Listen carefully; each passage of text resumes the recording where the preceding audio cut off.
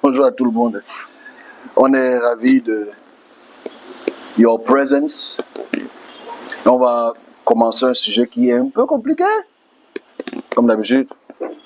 Et on espère qu'on va, une fois de plus, atteindre notre objectif. Avant qu'on commence, whatever, je remercie déjà, comme je dis, tous ceux qui, malgré les difficultés de ce que je dis, sont quand même toujours là. Ok? L'année arrive à son terme. L'année arrive à son terme. On espère que on aura, j'espère, appris quelque chose. Moi, j'ai appris quelque chose. Et on va partager ça à la fin. À la fin de notre dernier dimanche de l'année, si on considère ça ainsi. On va en parler ensemble. Je vais expliquer 2 ou 3 choses. C'est juste que quand tu vas expliquer les choses, les gens qui viendront un peu tard vont poser encore de très belles questions. Et c'est un peu frustrant. Parce que pendant 52 dimanches, malgré tout, je suis toujours venu ici faire mon travail. Ces 52 dimanches, c'était pas facile. Surtout que tu dois dire des choses qui sont assez compliquées aux personnes qui ne sont pas toujours aptes à recevoir l'expression. Mais comme je dis, on a fait beaucoup d'efforts cette année-ci. Et on aura une très belle prière, très courte, par rapport à ce que j'ai reçu en début de semaine, pour nous tous. Et j'ai dit, le prix là, ne vous inquiétez pas. Ça va, vous toi là, non, sérieux, don't worry. Avant la fin de janvier, on va se voir. On va gérer. On va bagarrer. Vous venez tout pourquoi ici? Pourquoi? Coup de poing. Et les dernières personnes là, c'est alors grave. Ok? Vous savez, le sujet qu'on prend aujourd'hui est un sujet qui est très spirituel. Et je voudrais qu'on puisse voir comment 12 mois se passent et expliquer un peu les différents systèmes dans lesquels on se trouve. Ok, on y va. On commence à... Alors aujourd'hui, je commence un sujet qui va certainement nous border. Certainement en janvier. Parce que c'est très vaste. Ok? C'est très vaste. Mais on va le partager ensemble, tout en espérant qu'on comprenne. Alors c'est esprit, instruction et construction. C'est un gros titre. Esprit, instruction, construction. Je vais expliquer. Mais avant qu'on commence ce sujet, il faudrait qu'on puisse déjà s'arranger que ça va être difficile de comprendre. Ok, ça va être difficile de comprendre. Donc, je vous demande déjà les excuses. Parce que ça va être difficile, mais ce ne sera pas très difficile parce que vous êtes déjà hyper intelligent. Ok, franchement, ceux qui sont restés là, à part pour ma chemise bleue, vous êtes hyper intelligent. Parce que pour rester là écouter, il faut vraiment être intelligent. Ok. Nous sommes à la fin de l'année. Nous sommes le 29 décembre 2024. Donc, aujourd'hui, je veux qu'on parle d'un sujet en introduction. Esprit, que je vais définir. Instruction, construction. C'est une motivation aujourd'hui, mais un enseignement pour demain. Quand on parle d'esprit, en commencement, c'est quoi un esprit? La prédéfinition d'un esprit. La prédéfinition d'un esprit, c'est quelque chose qu'on ne voit pas. Je pense que cette définition, elle est très très mauvaise. Le mot esprit est mauvais. Je vais expliquer pourquoi dans quelques minutes. Vous savez, on nous a toujours appris beaucoup de choses depuis que nous sommes nés, depuis que nous sommes romains. Comme aujourd'hui, nous fêtons la fin de l'année. Ok? Et rien contre ceux qui vont le faire. On a l'introduction. Ce que je dis est très stupide, hein. C'est pas ça, ça sert à rien. C'est du pipi du chat, comme on dit. Alright? En fin d'année, le 31, on va faire ce qu'on appelle les traversées. On va se partager les gâteaux, on va se partager les cadeaux, on va se partager les vœux. Mais on ne se pose pas la question que je vais introduire sur le temps. Parce que l'esprit, le temps, c'est important. Nous, aujourd'hui, on a canonisé 24 heures. On sait qu'une journée, c'est 24 heures. Si tu es à l'équateur, c'est 12 nuits, 12 jours, en général. Mais je vais un peu déranger votre cerveau aujourd'hui. Voilà pourquoi j'ai cette chose-ci. On va se comprendre tout à l'heure. Je vais vous déranger, ne vous inquiétez pas. Vous n'allez pas rentrer bête. Vous allez rentrer plus bête. Donc, la question du temps est complexe. Vous allez voir que moi, je ne le fais pas. Je ne le fais plus depuis 2017. La dernière fois que je l'ai fait, c'est 2017. Parce que j'ai compris. Enfin, je pense avoir compris. Avec ma petite intelligence. Alors, quand on parle de esprit, instruction et construction, je veux qu'on comprenne l'esprit qui donne une instruction qui devrait être une construction. Nous sommes encore dans l'Empire romain, sans le savoir. Je vais poster un petit tout à l'heure pour qu'on se comprenne. C'est-à-dire, nous entrons dans le mois de... Le mois prochain, c'est le mois de Janus. Bon, vous ne savez pas ce que c'est que Janus. Calendar de Janus. Ça veut dire le calendrier de Janus. Personne ne sait ce que ça veut dire.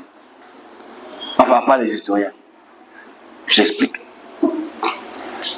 La création de l'Empire romain en 750 avant notre ère par son fondateur mythique ou réel qu'on appelle Romulus fonde l'Empire romain. Et sans oublier que quand on fonde un empire, les astrologues jouent un rôle important pour cartographier le ciel. Dans la cartographie céleste, à travers les différents centenaires, il s'avère qu'on avait les bisexuels, c'est-à-dire des années pour lesquelles c'est 455 jours, les années pour lesquelles c'est 555 jours, parce que ça dépendait du roi et l'implication astrologique. On arrive, allez doucement. Donc à la période donc de Jules César en 49, il implémente une nouvelle façon de voir l'Empire romain. Il décide donc de faire les jours en 665 jours, ou bien 655 jours. Il y avait un moins 10. On va se comprendre, hein? Ne vous inquiétez pas. Et il institue donc pendant les 10 jours, mais généralement les 6 jours, il y a une fête très importante pour rendre grâce à une divinité qu'on appelle Janus. Ok? Janus est une divinité du temps. Son image, c'est le visage d'un homme qui regarde devant et qui regarde derrière. Parce qu'il commémore le passé des 655 jours et le futur des 10 jours. On est ensemble? Donc, à cette période, dans l'Empire romain, à la période de César, on partage les cadeaux, on se donne des vœux, on jette les feux d'artifice. Pourquoi? Parce qu'on a peur que les divinités méchantes, mauvaises, peuvent faire en sorte que l'année de Janus soit mauvaise. On souhaite donc des meilleurs vœux au dieu Janus. On partage des cadeaux au dieu Janus. On est ensemble? Janus vient du mot janvier. Donc, le 31 décembre, pour entrer en janvier, a toujours été célébré depuis 2500 ans par les Romains pour la traversée. Ok? Donc, c'est vraiment important que je spécifie cela. Donc, ceux qui fêtent la traversée, même dans l'Empire chrétien, n'avaient aucune véritable notion. On n'a pas de notion là aujourd'hui parce que c'est tellement ancré dans notre société qu'on ne sait pas qu'on fête une fête d'une divinité. Ok? Donc ça veut dire, ceux qui aiment bien fêter la traversée ne savent pas qu'ils font les rites d'il y a 2500 ans chez les Romains. Parce que n'oublions pas une chose très importante. Avant qu'on entre dans notre concept, c'est le fait que quand le christianisme prend son ampleur en 325, par Constantin. Et ensuite, en 475, par Théodose, ils implémentent cette fête. Parce que ce sont des Romains. C'est une fête soi-disant païenne, mais qui s'est intégrée au christianisme. Et on ne sait plus comment séparer ça aujourd'hui. C'est obligatoire dans les églises de faire la traversée, de partager les cadeaux, de souhaiter des vœux, de lancer des feux d'artifice, d'allumer des lumières. Mais on ne connaît pas d'où ça vient, cette tradition. On se comprend? Mais beaucoup de gens le font parce qu'ils ne savent pas, parce que comme tout le monde le fait et c'est devenu commercial, comme c'est devenu commercial, tout le monde le fait. Mais on ne se pose pas la question pourquoi on dit bonne année, entrée en janvier. On ne sait pas pourquoi on le dit. On en sait. Je vais entrer dans un autre sujet très intéressant. S'il vous plaît, franchement, je ne vous ai pas demandé d'aller vous fermer dans la chambre de 31. On se comprend? Le plus important, c'est de donner l'information. Tout ce que vous devez faire, c'est taper calendar de Janus. Tapez seulement qui est Janus. J-A-N-U-S. C'est très simple. Ok? Le dérivé de Janus d'aujourd'hui, c'est January ou janvier. C'est une divinité, versage, deux visages. Le visage qui regarde le passé et le visage qui regarde le futur. Ça se fait pendant près de 6 à 3 jours. C'est important de le savoir. Donc ceux qui aiment bien faire la traversée et crier bonne année et partager les cadeaux, ils ne savent pas que c'est une fête qui a toujours existé, qui a un synchronisme entre le christianisme et l'Empire romain déjà, parce que c'est l'Empire romain, parce que l'Église catholique, elle est romaine. Donc c'est l'information est très importante. On va plus loin que ça. La première partie est compris, non? Okay. Donc voilà pourquoi moi je ne fais pas ça. On se comprend, là quand je ne fais pas les traversées, parce que c'est stupide. Je vais expliquer pourquoi. On va plus loin que ça. On est ensemble? Ouais, que les gens qui vont venir en retard vont dire, hein, qu'est-ce qui s'est passé? Question, crazy. Bon, Nico, on continue. Alors, pour qu'on me comprenne, il faut voir le fait que pendant les 655 jours, dans l'Empire romain, qui considère la traversée de décembre à Janus, parce qu'il faut savoir, dans le calendrier romain, la plupart des noms, c'est le nom des rois. Ok? Mais Janus, qui représente aussi un roi, est le nom d'une divinité. Donc on continue. Ici, soyez intelligent. Parce que vous l'êtes. Celui qui dort maintenant, le 52e dimanche du Nan, que le Seigneur te sèche. Donc bref, dans tes rêves, quand tu dois il vient là. Hey, saute là. Ok. Il faut blaguer un peu le dimanche. Donc, ce qu'il faut comprendre, si vous me comprenez au départ, on est du calendrier. Donc pendant les 655 jours, 55 jours, je n'ai pas dit 665, 655 jours de l'Empire romain, ce qu'il faut considérer ici, c'est le calcul exactement pour que nous puissions entrer dans le mois de Janus. Ok? Nous puissions entrer dans le mois de Janus. Pour que nous puissions honorer à travers les bains, parce qu'il y a les bains sacrificiels, il y a les bains de purification, il y a le partage de cadeaux, il y a les kermesses pour les enfants. Parce que je vais te poster ça tout à l'heure, très intéressant. Ça c'est l'Empire romain, ok? Mais ça c'est une façon de cartographier l'Empire romain. C'est-à-dire, voilà comment l'Empire romain maintient son pouvoir à travers 655 jours. Oh, what is wrong with Mike? À travers 655 jours.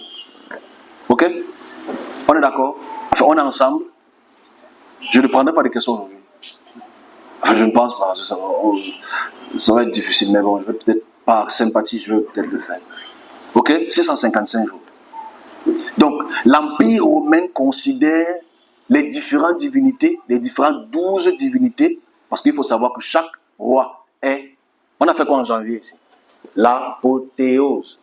Ça veut dire chaque roi devient un dieu. Et chaque dieu devient un roi. Vous savez que dans tous les rois romains qui sont divinisés, on les adore. Enfin, ce n'est pas tout différent aujourd'hui. L'Église catholique adore toujours les saints. Ok? Mais ici, nous sommes dans une cartographie astronomique. 655 jours. On est ensemble? 655 jours. Pas 665 jours. Alors ici, la manière dont les astres, depuis l'Empire romain, sont conditionnés, ne font que font en sorte que nous puissions rester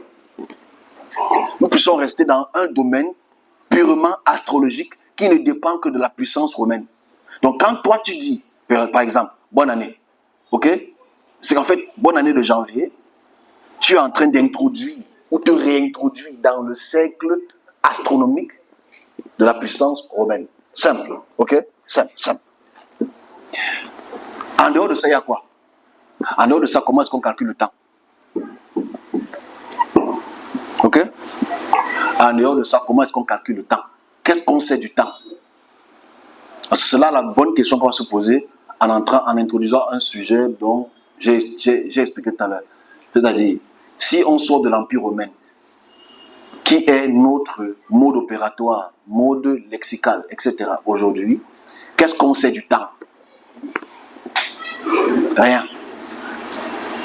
On ne sait rien du temps. Alors pourquoi dire que le temps est une illusion? Le temps est une combinaison de jour et de nuit. Le temps, pour moi, est une combinaison de jour et de nuit, mais qui correspond à un lieu géographique spécifique, mais qui dépend de chaque région géographique. Et cette dépendance de la région géographique impose des modes à respecter. Même chose, on le sait, lundi, mardi, mercredi, jeudi, c'est le nom des divinités romaines. On a fait ceci il y a quelques mois. Donc nous sommes encore dans cette emprise-là. Comment est-ce qu'on calcule le temps hors de ce temps? Ça, c'est la bonne question. Est-ce qu'on va la répondre aujourd'hui? Oui, on va la répondre. Il n'y a pas de problème. C'est disponible. Alors, comment faire pour sortir de ce temps? Aujourd'hui, nous sommes quand même, nous sommes le 29, dimanche, le 31, c'est mardi, je pense. On va réaliser que la plupart des commerçants, des services, surtout christianisés, vont entrer encore dans le même circuit. Ok, on va dans le sujet phare. C'était juste une introduction pour expliquer Janus, que les gens ne connaissent même pas. Je vais poser ça tout à l'heure pour que les gens lisent, parce que c'est bon de lire. La lecture est très intéressante. Maintenant, je suis certain que les questions vont fuser. On fait donc comment? On ne dit pas bonne année, on ne dit pas meilleurs vœux. Je donne seulement l'information.